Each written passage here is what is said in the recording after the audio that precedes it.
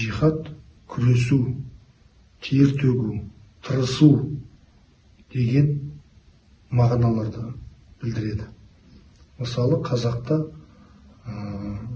жақсы, сабағын жақсы оқитын оқушыны ыждахатты оқушы дейді. Осы ыждахат деген ижтихадун деген сөзден шыққан. Тырысатын, еңбек ететін адамды муштахид, белгілі бір исламның терминінде белгілі бір ғалымдық деңгейге жеткен.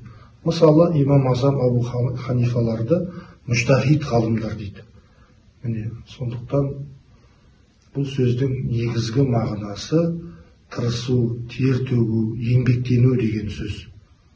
Мысалы, Алла Тағала Құран кәрімде «Мән жахада фа иннама юджахиду ли нафсихи». Кім тырысса, ол өзінің нәпсісі үшін тырысып жүр дейді. Мысалы, ал оны радикалдар соғысу, қан төгу деген мағыналарда қолданып, білімсіз жастарды жаңағы